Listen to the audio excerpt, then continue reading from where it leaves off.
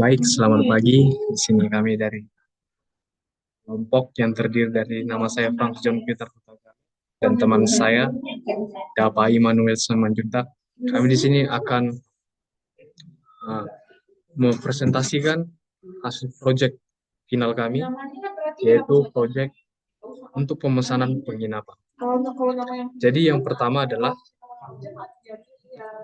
konsep kerja aplikasi kami ini, yaitu terdiri dari user dan ada admin yang terhubung ke dalam database MyPHPAdmin. Dan untuk aplikasi kami ini, untuk user sendiri menggunakan API, menggunakan bahasa pemrograman C#, sementara adminnya tidak menggunakan API atau dengan cara menggunakan konsep pemrograman tradisional. Baik, saya akan menjelaskan dari sisi admin terlebih dahulu.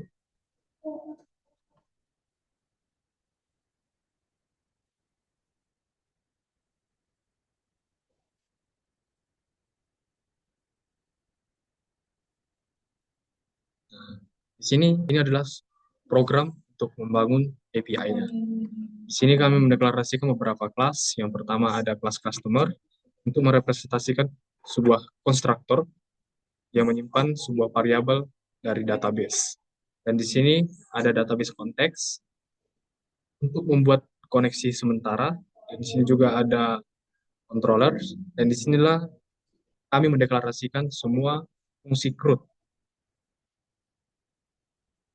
Ada get, post, put, dan delete. Oke. Dan di sini sudah langsung berjalan, kami sudah running. Dan untuk pengimplementasian API-nya menggunakan Swagger interface. Ini. Dan seperti inilah kira-kira tampilannya.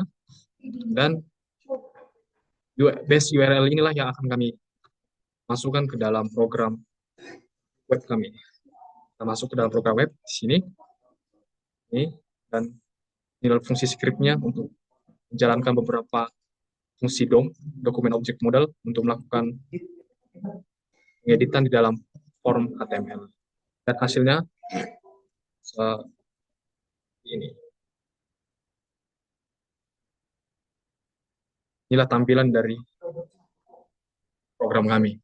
Saya akan mencoba memasukkan sebuah data dan saya beri nama di sini nama saya sendiri, Rams John, dan nomor telepon kita masukkan sudah aja. Dan nomor booking ini sebenarnya lama dia akan menginap, saya bikin sini sekitar 5 hari dan membayar 500.000. Saya akan submit. Sebelumnya ini adalah daftar. Saya akan submit. Data berhasil akan dikirim.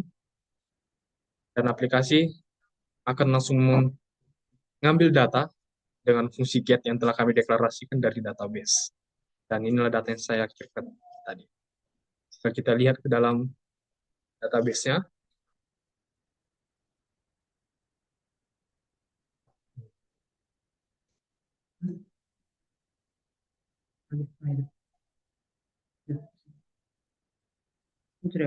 menunjukkan database. Ini yang geser. Ini ke bawah ini. Nah, login ke dalam database PHPMyAdmin. Login. Sini ada daftar beberapa database yang kita menggunakan nama database-nya di database filtering. Selanjutnya data customer. Dan di sini sudah masuk datanya. Selanjutnya dari sisi admin kita akan coba mengakses datanya dari sisi admin.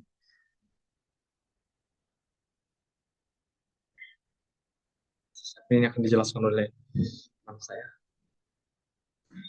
Oke, dari sini untuk sisi admin sendiri saya menggunakan metode tradisional ya, sebelumnya yang sudah ada di video atau di tutorial, di mana saya mau hanya menambahkan beberapa hal seperti metode cari dan mungkin ini ya, ini yang terbaru, di mana saya membuat lagi form yang kedua, di mana itu untuk menunjukkan kamar atau memberikan informasi kamar, dan juga ini adalah untuk search data atau dengan kata lain fungsi untuk mencari.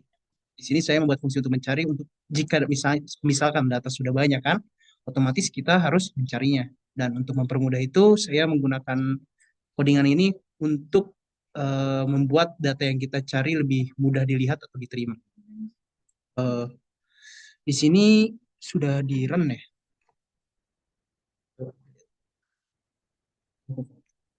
Tadi kita udah jalanin belum? Di sini. Bentar, bentar. Bukan itu. Bukan itu desainku itu. Bukan itu belum jalan. Dari sini. Nah, ini. Nah, jadi eh, ini tadi Peter udah ada nambahin data ya. Kita boleh ulang aja ya dulu.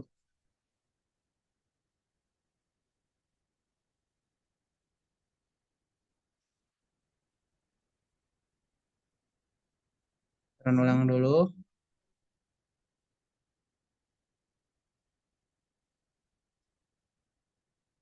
Bentar ya.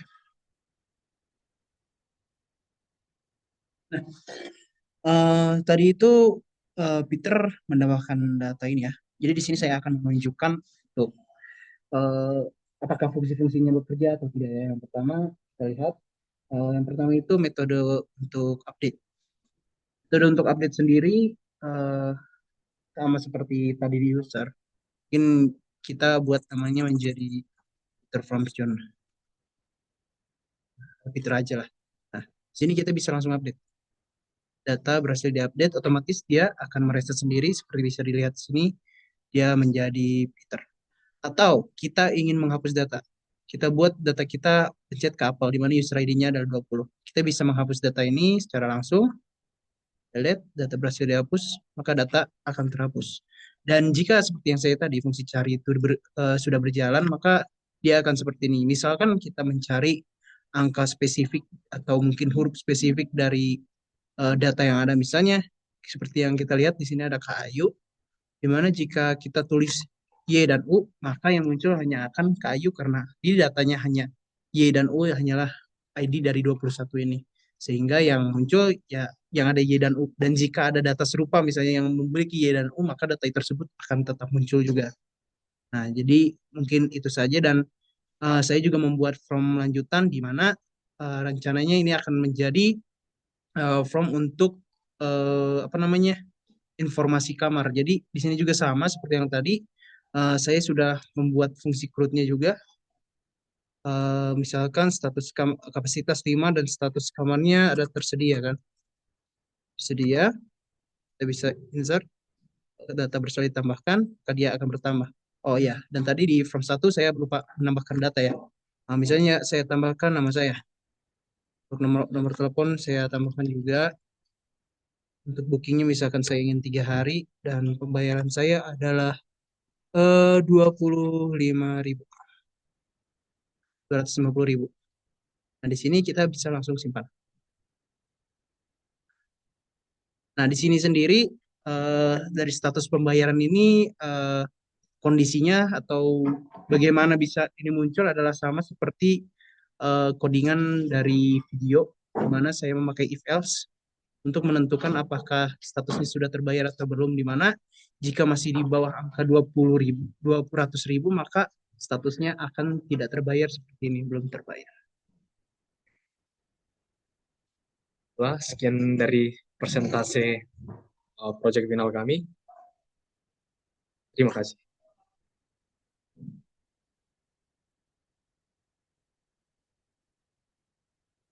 Recordingnya masih jalan.